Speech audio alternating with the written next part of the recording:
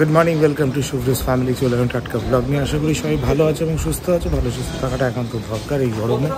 তো যাই হোক, আমি গিয়ে বেরিয়েছি এখন বাজারে। 9:10 বাজে। বাপরে বাপ কি রোদ! আর আমাদের এখানে রাস্তাগুলো একবার ঠিক হয়েছে, আবার খুঁড়ে কি জলের লাইন না কি হচ্ছে সেই চলছে এখন। যাই হোক, হেঁটেই সামনেই খালপাড়ে বাজার, ওখানে চলে যাই। আফটারনুনেই বেরোলাম তখন বাজার থেকে গিয়ে হঠাৎ করে খুব শরীরটা খারাপ লাগছিলো, একদম শুয়ে পড়েছিলাম এসি চালিয়ে। এসিটা ঠান্ডা তো হয় না, তাও মনের শান্তি। লেবুর জল টল করে দিল, খেলাম, খেয়ে যে একটুখানি ঘুমাচ্ছি। তারপরেই এখন আপাতত টুপিটা দিয়ে রেখেছি, গ্যারেজ থেকে গাড়িটা বার করবো। একটা হাওয়া দিচ্ছে সুন্দর, হাওয়াটা বেশ ভালো লাগছে। কর্পোরেটের প্রোগ্রাম চলছে, সেখানে চলে এসেছি। অলরেডি সেট আপ চলছে, কালকে সকাল থেকে সেই প্রোগ্রাম শুরু। এদিকে সেট আপ হয়ে গেছে কমপ্লিট, এদিকে সেট আপ চলছে। এখানে এখন মাস্কিং এর কাজকর্ম চলছে, টোটাল সেট আপ হচ্ছে। গুড ইভিনিং সবাইকে।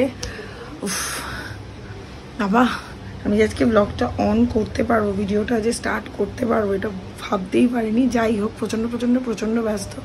বলে মানুষ যখন প্রচণ্ড ব্যস্ত থাকে তখন মানুষের মন মেজাজ সব কিছু খুব ভালো থাকে। যাই হোক, তার ছুট যেন এরকমই থাকে।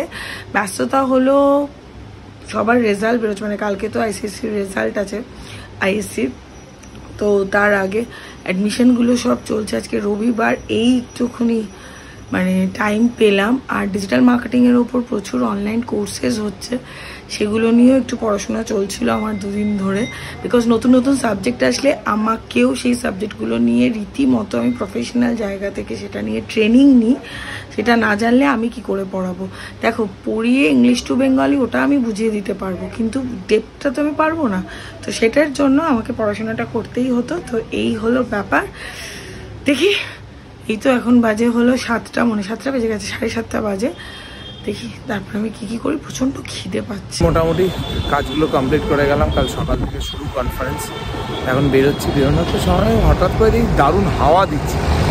যাক, অ্যাটলিস্ট হাওয়াটা শুরু হয়েছে, গরমটা একটু কম লাগছে। আমি জানি না, হঠাৎ চিল্ড এসি থেকে বেরিয়েছি বলে হয়তো এখনও ঘামটা শুরু হয়নি, বাট হাওয়াটা কিন্তু খুব সুন্দর লাগছে। হাওয়াটা অ্যাটলিস্ট এখন যাই, একবার একটু বাড়িতে যাই, যদি রিমা একটু বেরো, ওকে নিয়ে ঘুরে তারপরে আবার আসতে হবে। এতে তো চলে এসেছি অনেকক্ষণই, আর গেঞ্জি গায়ে রাখতে পারছি না, সরি কিছু মনে করো না। আপাতত এটা পরেই ব্লগ করছি। আর এখানে জানলাটা খোলা, যা হাওয়া দিচ্ছে বেশ। তখনই সিটি সেন্টার থেকে বেরোনোর সময় বলছিলাম যে হাওয়া দিচ্ছে বাইরে, এটা একটা স্বস্তির ব্যাপার যে ওয়েদারটা আস্তে আস্তে চেঞ্জ হচ্ছে। বাড়িতে আসার পর হাওয়াটাও খাওয়া বাড়ি থেকে ঠিক হলো। এখন যাচ্ছে হচ্ছে মাটি নাকি কুজো কিনতে নাকি, কিন্তু ঠান্ডা, যেহেতু ফ্রিজটা খারাপ। আজকে ঠিক হয়েছে, তাও ঠান্ডা হচ্ছে না। আর এই যে আমার টি শার্ট, প্যান্ট, আমার ক্রক্স, সব আমার যে ওই হলো আর কি, ওই সব আমার পরে যাচ্ছে। ম্যাডামকে এতদিন পর দেখা যাচ্ছে। Hi ma'am.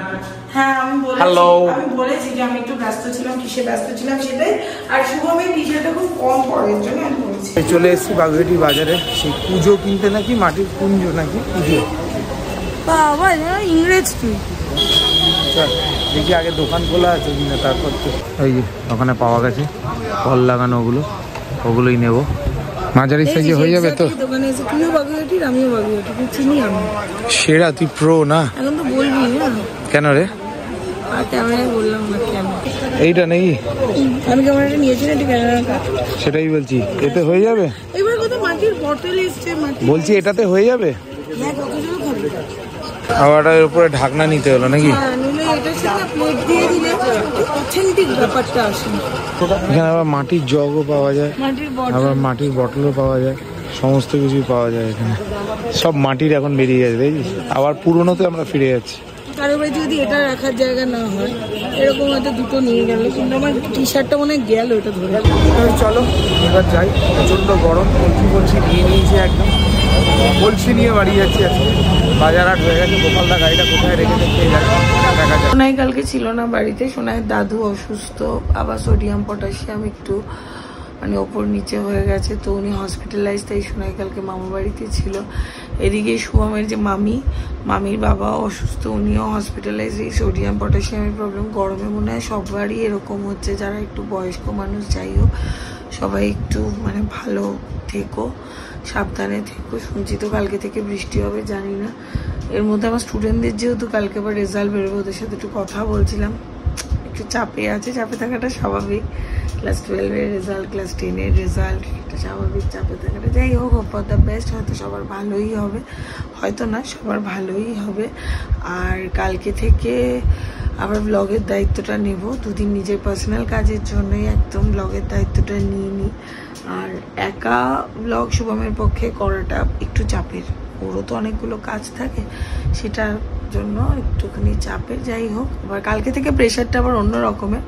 আফটার এক্সাম আবার অ্যাডমিশনের প্রেশারটা আর একটু বেশি থাকে। তখন সবারই মনে হয়, এখন যেমন একটু হালকা হালকায় হয়ে যায়, তখন সবারই মনে হয় এই ভর্তি হতে হবে, কি পড়বো না পড়বো সেটা। তো আবারও বলছি, যারা যারা 12 পড়বে, যে যেমনই রেজাল্ট করো, যেই স্ট্রিমটা নেবে একটু চিন্তাভাবনা করে নিও, বা কোন কলেজে ভর্তি হবে এটাও একটু চিন্তাভাবনা করে দেখে নিও। আর কেউ যদি আমার সাথে যোগাযোগ করতে চাও, বা আমার সাথে যদি আমার থেকে কোনো সাজেশন নিতে চাও, তো আমাকে মেসেজ করতে পারো নির্দ্বিধায়। কোনো রকম কোনো কিছু না, এটা কোনো প্রমোশন না, কোনো কিছু না। যেহেতু আমি পড়াই, যেহেতু আমি এই বিষয়টায় হয়তো একটু জানি, সেই জন্যই জাস্ট বলা, এইটুকুনি। তো সবাই ভালো থেকো, সুস্থ থেকো, ভালো রেখো, সুস্থ রেখো। গুড নাইট, শুভরাত্রি, টাটা।